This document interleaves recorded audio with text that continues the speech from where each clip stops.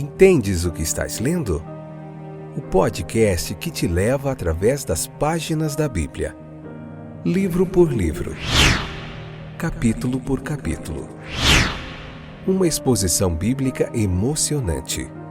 Aperte os cintos e embarque comigo nesta viagem.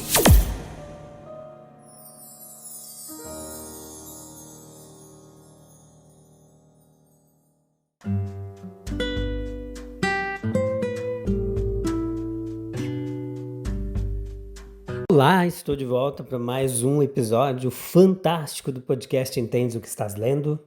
Pela imensa misericórdia de Deus, Ele nos concede mais uma oportunidade da gente estar aqui. Deixa eu só procurar aqui em minhas anotações aonde a gente parou. O último episódio foi o episódio de número 16.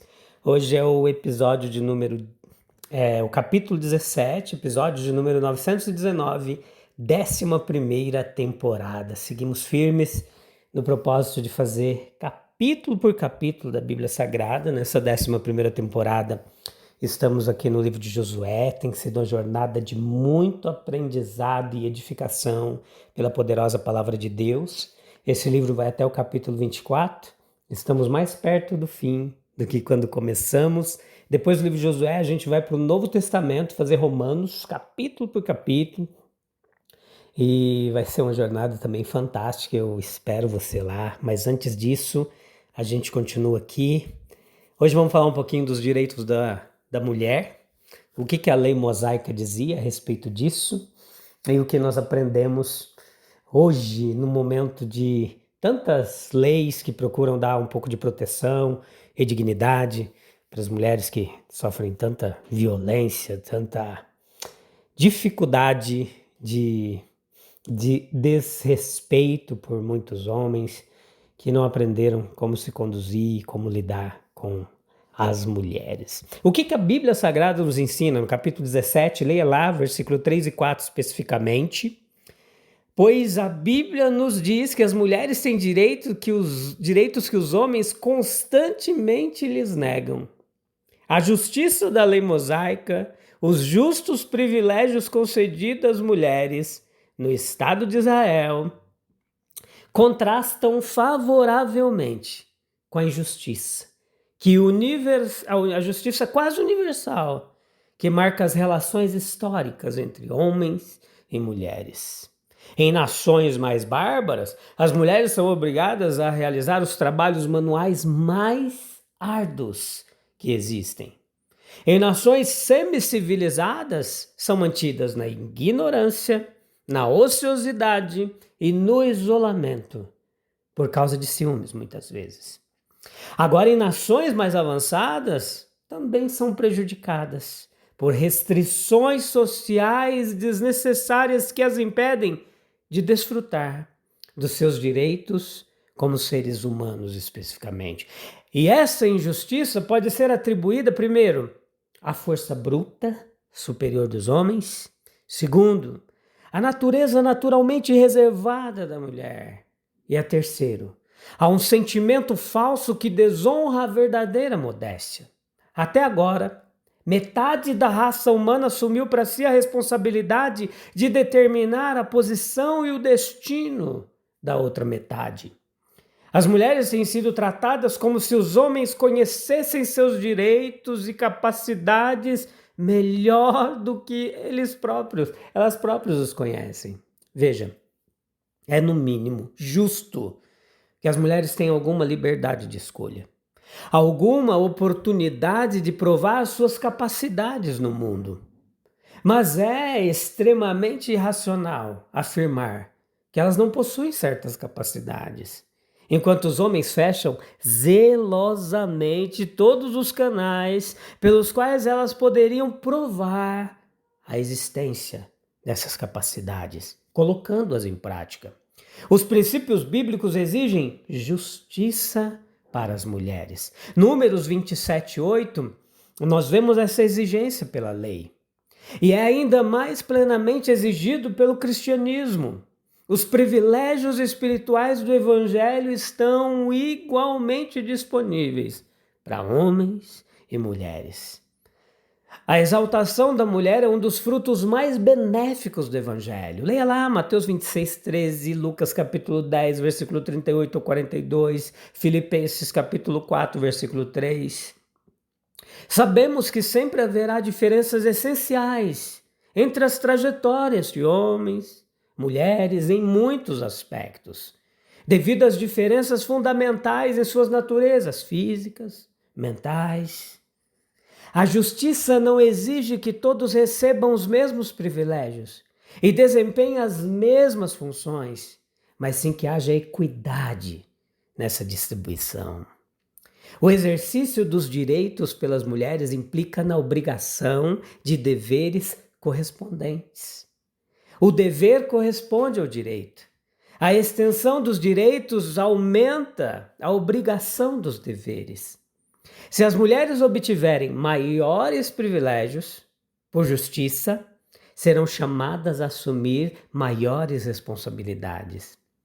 E felizmente isso se concretizou na história bíblica. As mulheres da Bíblia que desfrutam de maiores vantagens do que suas vizinhas, muitas vezes se distinguem por uma conduta particularmente nobre. As mulheres se destacam pela devoção e sacrifício entre os primeiros discípulos de Cristo. Lucas capítulo 8, versículo 2, versículo 8. E grande parte da melhor obra da cristandade foi realizada por mulheres virtuosas.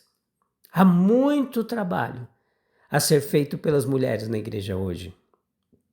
Josué 17:6 nos mostra, a respeito dos direitos da mulher, um caso bastante notável. A família de Maquir, uma das mais guerreiras de Israel, havia contribuído mais para a conquista de Gileade do que qualquer outra.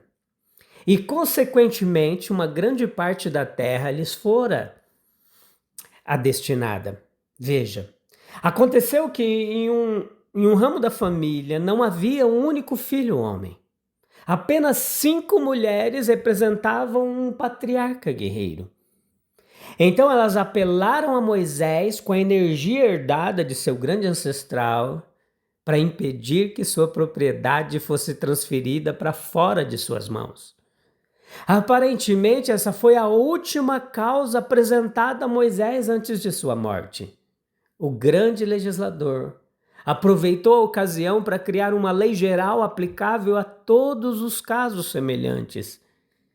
Se houvesse um filho homem, este herdaria, supunha-se que a filha encontraria seu sustento no marido com quem se casasse e seria sustentada por seu irmão até que isso acontecesse. Mas veja, caso não houvesse irmão, elas deveriam herdar as terras de seu pai e casar-se dentro daquela própria tribo, para que a tribo pudesse manter suas posses intactas e todas as famílias tivessem sustento para os seus representantes, mesmo que não houvesse descendentes homens. Cabia a Josué aplicar os princípios estabelecidos por Moisés e, consequentemente, ele concede às 5 mulheres uma herança entre os filhos de Manassés. Nós não estamos sugerindo que Moisés tenha legislado no espírito dos teóricos mais avançados sobre os direitos da mulher. Não, teria sido impossível para alguém tão sábio, ainda assim, legislar milhares de anos à frente dos sentimentos gerais da humanidade. Mas vale a pena notar como Moisés estava disposto a fazer justiça ao chamado sexo mais frágil e a promulgar uma lei sem dúvida pouco apreciada pelos homens rudes, que olhariam com inveja para as mulheres que herdavam propriedades consideráveis.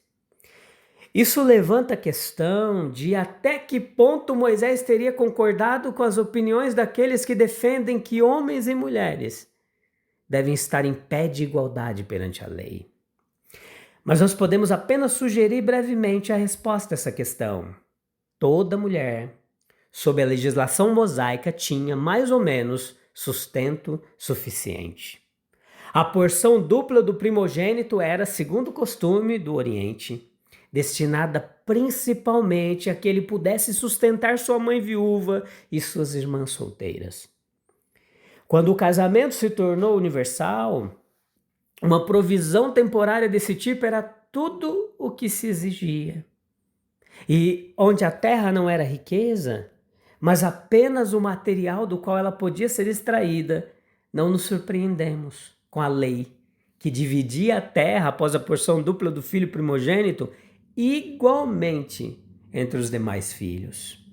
Por outro lado, onde não havia as filhas, onde não havia filhos homens, as filhas dividiam a propriedade igualmente entre si, com a restrição de que deveriam casar-se dentro de sua própria tribo. Veja o versículo 17 e 18 desse capítulo 17 do livro de Josué.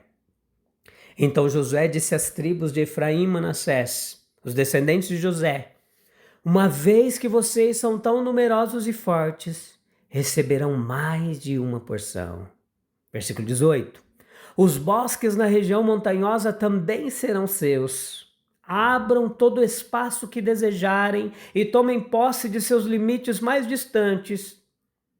E, embora os cananeus dos vales sejam fortes, tenham carros de guerra com rodas de ferro, vocês conseguirão expulsá-los. É tolice, gente, reclamar da nossa sorte antes de a termos aproveitado ao máximo. Os efraimitas não tinham desmatado a floresta, mas reclamavam da estreiteza de suas terras. Nós não conhecemos a extensão de nossas vantagens até que as experimentemos. Ao murmurarmos sobre as privações da vida, nós desperdiçamos o prazer de suas bênçãos. As dificuldades que atribuímos aos desígnios da providência muitas vezes podem ser atribuídas à nossa própria indolência. Um talento é enterrado porque não são 5. Não temos desculpa para reclamar antes de termos aproveitado plenamente o que possuímos. A nossa sorte na vida melhorará quando ela for bem utilizada. Josué mostrou aos efraimitas queixosos que se eles desmatassem a floresta e recuperassem a terra improdutiva, sua sorte dobraria. A herança negligenciada se transforma em ervas daninhas e se torna inútil. Mas a posse cultivada, ela melhora com o cultivo. O exercício, ele fortalece o fraco. Se fizermos bom uso das oportunidades de serviço que temos agora, estas gerarão novas e melhores oportunidades. Se usarmos bem as capacidades que Deus nos deu, elas se tornarão mais eficazes. O talento que não é negligenciado, ele vai produzir outros talentos. Grandes alegações devem ser sustentadas por grandes conquistas. Os efraimitas alegam ser um grande povo e, portanto, merecedores de uma grande herança. Josué responde: se tu és um grande povo, sobe à região da floresta, derruba árvores para ti, etc. A alta posição, ela deve se justificar por grande serviço, a grande riqueza por grandes atos de benevolência, os títulos de honra por atos de sacrifício.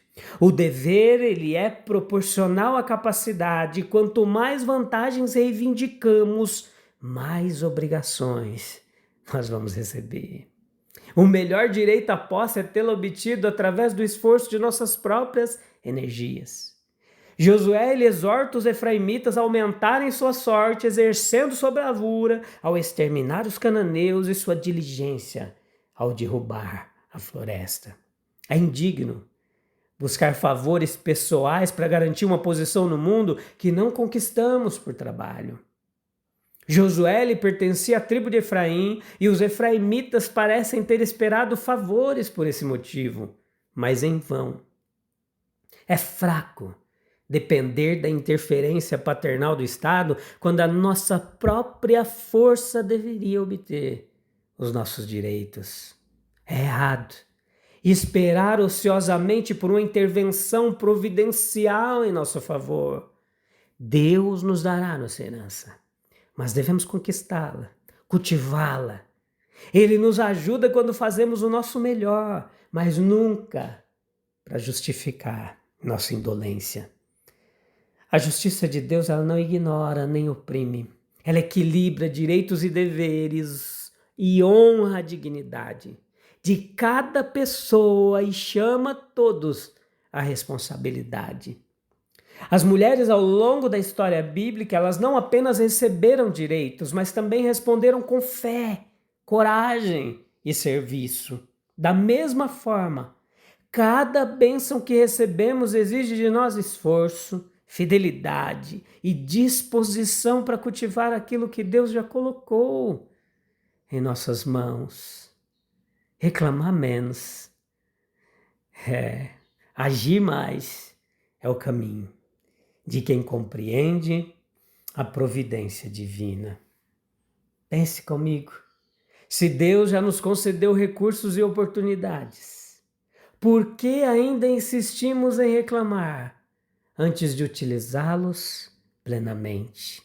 E se exigimos direitos, reconhecimento, estamos igualmente dispostos a assumir os deveres, as responsabilidades que acompanham os privilégios?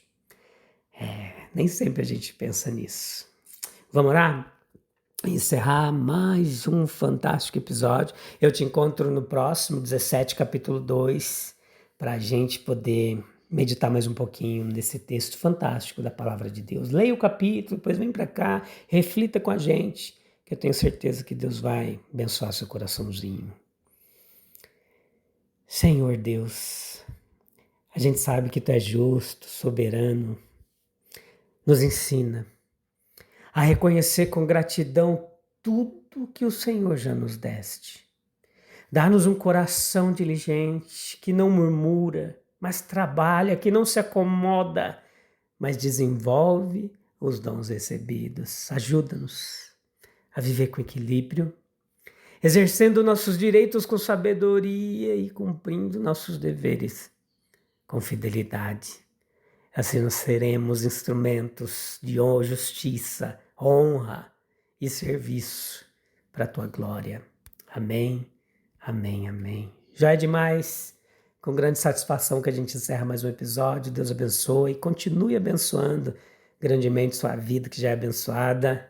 E a gente volta, se encontra juntinho para meditar mais na palavra de Deus no próximo episódio. Tá bom? Um abraço, Deus abençoe, até breve. Tchau, tchau.